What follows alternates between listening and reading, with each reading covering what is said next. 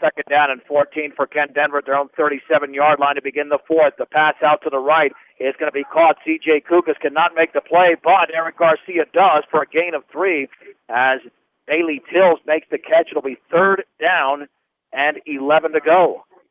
So Kent, they're saying, we can't run the ball against these Diggers. We're going to have to throw it.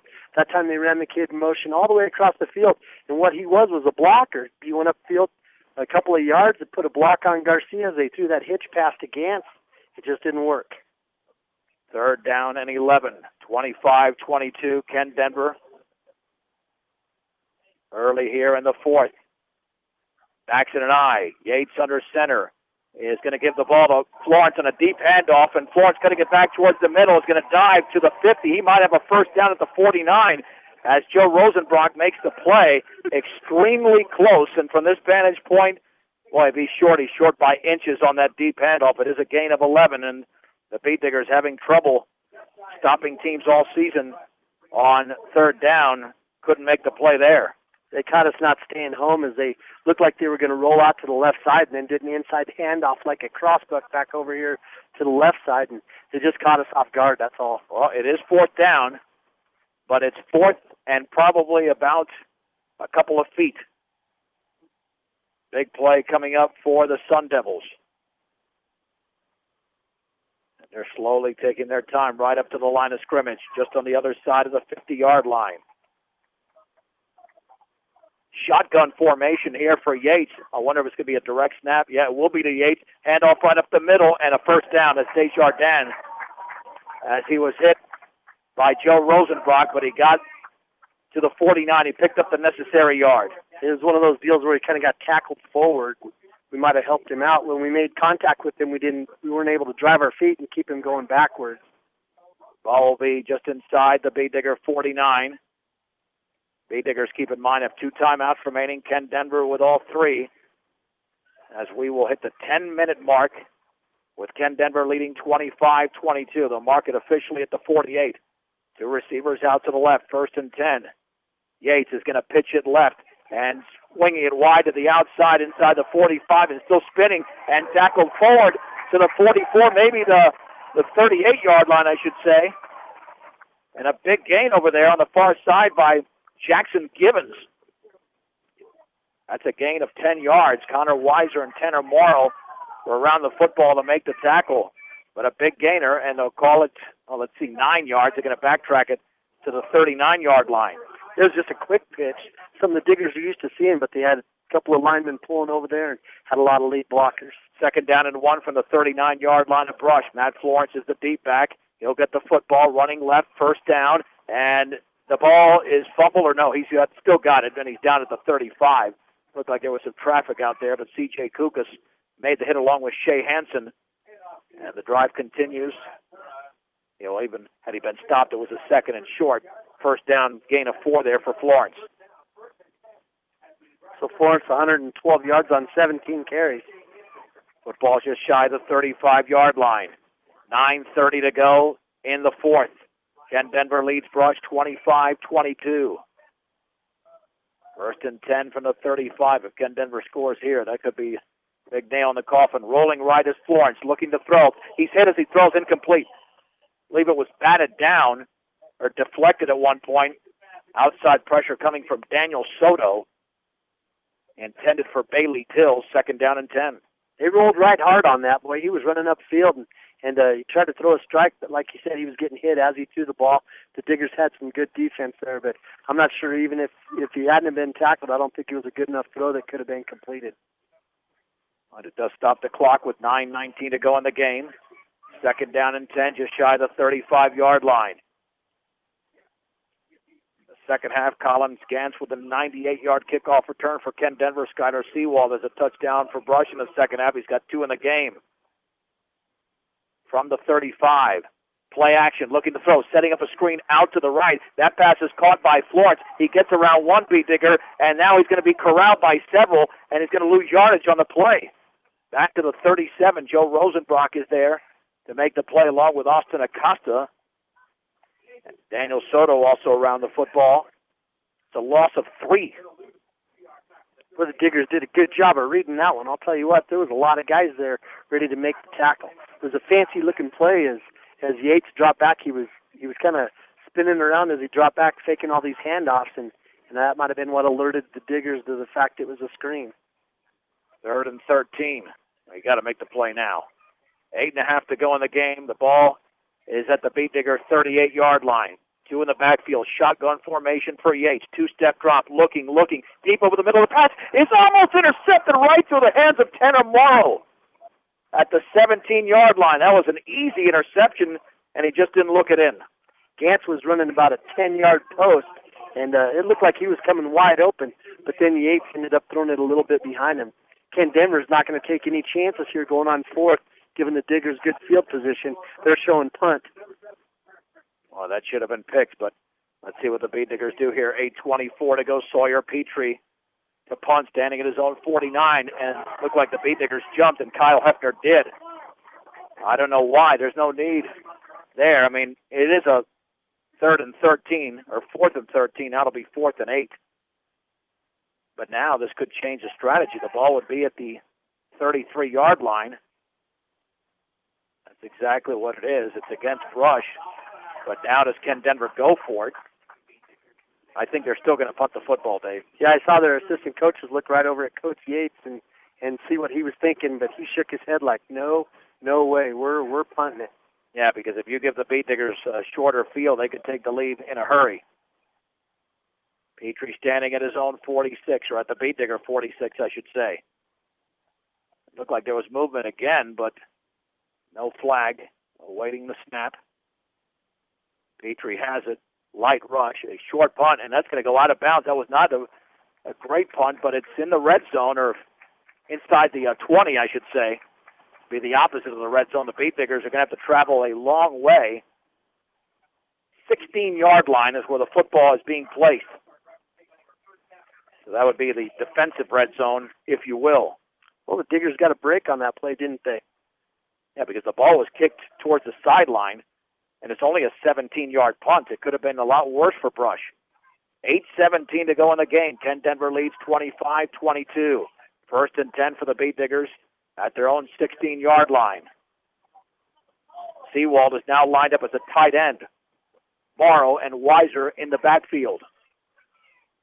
On 1st down, there is the give, and a short gain on the right side.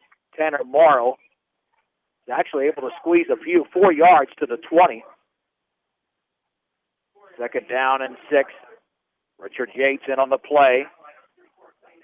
And Clay Desjardins also in on the tackle. Morrow's had some good runs on those quick dives today. Oh, this is it, David. The Beet Diggers are to advance to the state championship game. You got to make the plays now. 2nd down and 6 at their own 20-yard line. 80 yards to go to take the lead with 7:39 to go. Garcia slowly up to the line of scrimmage. On 2nd and 6. Will keep the football, or is that a handoff running right? No, that ball is kept by Garcia. He's got a 1st down. It fooled me and fooled the Ken Denver defense along the right sideline. A 1st down across the 30 to the 35. It's a gain of 15 for Eric Garcia. He used that speed to get to the outside. We're just in time, too. The Diggers needed a big run like that to get themselves out here closer to midfield and get to where they can at least start smelling that end zone. I was wondering what Garcia was doing because it was like he was up there waiting for the clock to tick off before he snapped the ball, but he must have been just catching his breath. Well, he's used to playing with a lead in the 4th quarter, but the Beet Diggers are now down by 3. 1st and 10 from their own 35-yard line. They give right side and a small hole, if any, to the 37. And that is Connor Weiser, for he has tripped up. The gain of 2. And getting up off the bottom of the pile is David Lentz. 2nd down and 8 to go for the Beet Diggers. Diggers are just getting the ball out, or the play out onto the field. And as the clock's ticking, it's going to have to do a better job of hustling up to that line of scrimmage. 2nd down and 8 to go from the 37-yard line. Brush is led by as many as 14 and trailed by as many as 11. 2 in the backfield. Garcia will give it up right up the middle of the Tanner Morrow. He's got a hole across the 40 to the 43 as he cut it back to his right and picked up 6 yards. and see if they give him the 43, and they will. 3rd down and 2 to go for the Beet Diggers. That time, Kent Denver, with their 5 defensive linemen, had all 3 of their linebackers up there within 2 yards of the line of scrimmage. They were all blitzing straight ahead, just trying to do whatever they can to shut this running game down of the Diggers. I see the middle linebacker up there tapping the nose guard, showing that he's blitzing. Beet Diggers have not thrown a pass today. 3rd and 2 from the 43. There's the give. 1st down, and Skyler Seawald is to the 49-yard line. Picking up 6 yards, just running hard, right up the gut. Beet Digger football at its best, and Richard Yates makes the tackle. Seawald's got 121 yards now on 21 carries. And, well, I'll tell you what, he gets the ball, and he's just putting a licking on those linebackers for Kent. For great family entertainment, check out Fire Lanes at 220 Cambridge and Brush. Walk in or reserve your time in lane at Fire Lanes today. 5.5 to go in the game. Kent Denver leads 25-22. 1st and 10 for the Beet Diggers at the 49-yard line. Bootleg right for Garcia. Garcia cannot swing it to the outside, and then he gets across the 50 as he was able to slightly hit the corner and drive to the 49, maybe the 48. So a play that looked like it was going for very little. He's able to gain 2 for Eric Garcia, and now he gets up slightly limping. The Beet Diggers are going to have to take a timeout. Yeah, it looks like he might have got the wind knocked out of him, but that means Mitch Tremolin will be coming into the game. Oh, the football will be at the 49. Garcia is now flat on his back along the sideline after the gain of 2. Timeout brought to you by Edwards Wright Price Market in Flowerland, which means you would eliminate the speed of Garcia. If that's the case, if depending upon the severity of that injury, Beet Digger fans are holding their breath on the opposing side. Kent Denver with a 3-point lead, but hopefully that's all that happened to Garcia. But, Mitch Tormolin is taking snaps now from Kyle Hefner. The good news, Dave, as we've talked about, is that the Beet Diggers have not attempted a pass today. I'll tell you what, Tormolin's a good athlete, and he's smart. Now they can sit there in the huddle, they can get their composure, they can make sure they're ready to go, and then let's let Tormolin see what he can do. 2nd and 7. He's a good athlete and he's smart. Yeah, they're called officially 2nd and 8 for the 49. Maybe Garcia comes in on the next play because he's now up while he's sitting along the sideline. So this might be Tormolin's drive. Got to hold on to the football because he has not taken snaps today. 2nd and 8 for the 49. And there is the give on the right side and running hard across the 45 to the 42 is Tanner Morrow. It's a gain of 7, maybe 8, close to a 1st down. They'll give him 8. And they're going to have to measure. And Tormolin's going to stay in the game with 4:46 to go. Kent Denver leads Brush 25-22. Now, how close does Cardenas got to be to kick a field goal, do you think? Well, it's going to be short, by the way, by about a foot. Your one-stop center for projects around your home, office, or yard is Ackley Building Center, 1402 Mill Street in Brush. And at 1305 Edison Street in Brush, your local Napa Auto Parts store is CNC Auto Parts. By the way, we will have video clips of this game on KSIRSports.com by clicking on Brush Videos. 3rd down and a foot to go, just shy of the 41-yard line of Kent Denver. Eric Garcia is out with, right now, is an undisclosed injury. Yeah, I'm sure they're not thinking about Jesus kicking a field goal to tie. They just want to get into the end zone. Tormolin on 3rd and short will give it off. 1st down to Skyler Seawald. Still on his feet to the 30-yard line, and he drags the defender inside the 30 to the 26.